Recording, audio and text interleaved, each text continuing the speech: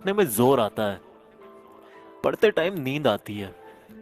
इतनी ठंड में मुझसे उड़कर नहीं पड़ा जाता यार। कल से पक्का सुबह जल्दी उठ जाऊंगा। कभी पूछा है अपनी माँ से कि वो सुबह बिना किसी के जगाए 4 बजे क्यों और कैसे उठ जाती है? कभी पूछा है अपने पापा को नाइट शिफ्ट से आने के बाद कि पापा, कहीं रात को ठंड तो नहीं लगी आपको?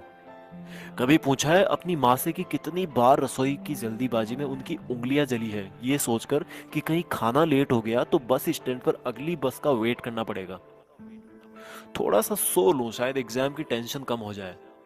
तुम टेंशन से बचने के लिए सोते हो और तुम्हारे पापा तुम्हारी ही फ्यूचर की टेंशन दूर करने के लिए जागते हैं। तुम किताब सामने रखकर ख्वाबों की दुनिया में खोए रहते हो। तुम्हारी मम्मी तुम्हें सामने बैठा देखकर अगली साल की स्कूल डिसाइड करने की टेंशन में रहती है। तुम्हारे दिमाग में वीकेंड पर दोस्तों के साथ घूमने की प्लानिंग चल रही होती है। वहीं तुम्हारे पापा के दिमाग में अगले मंथ की फीस की टेंशन चल रही होती है। अगली बार जब तुम्हारे पापा अपने जेब से तुम्हारी ट्यूशन फीस निकाल कर देना, तब पूछना कि उनके जेब में उनके खर्चे के लिए तो पैसे बच रहे हैं ना। किताब सामने होती है लेकिन तुम फ्यूचर और पास्ट की दुनिया में ही खोए रहते हो, क्योंकि तुम सिर्फ इसलिए पढ़ रहे हो क्योंकि तुम्हें हर कोई पढ़ने के लिए बोलता है, और बार बार पढ़ने के लिए सुनकर तुम बस पढ़ते जाते हो बिना ये सोचे कि तुम्हें आखिर पढ़ना क्यों है। क्यों क्यों पढ़ना है तुम्हें? कभी सोचा ही नहीं है तुमने इस बात का जवाब? जवाब छोड़ो, क्वेश्चन भी नहीं आया होगा आपके दिमाग में।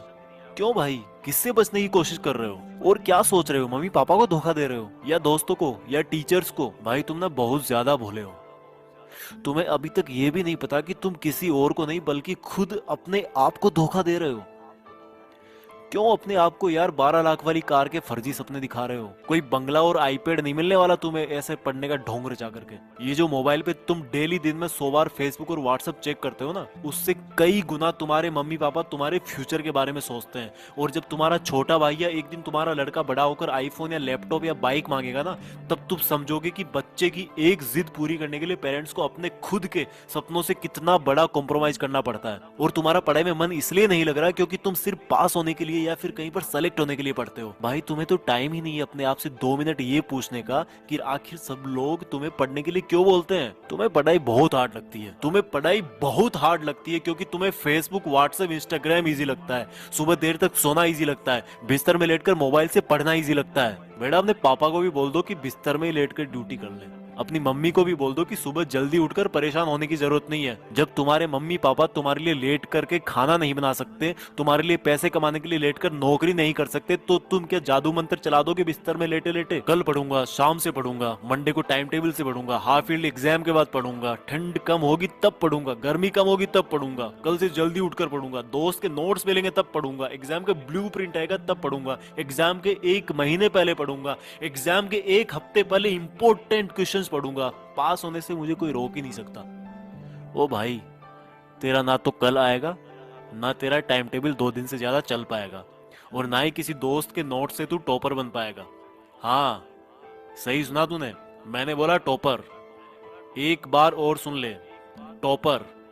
तू टॉपर बनने के लिए पैदा हुआ है, तू अपने पापा को नाइट ड्यूटी के चक्कर से आजाद करने के लिए पैदा हुआ है, खुद बिस्तर में लेटकर मोबाइल चलाने के लिए नहीं। और रुक एक बार, तूने कल क्या कहा था कि एग्जाम के 2 दिन पहले इंपॉर्टेंट क्वेश्चन पढ़ना काफी होगा तेरे लिए।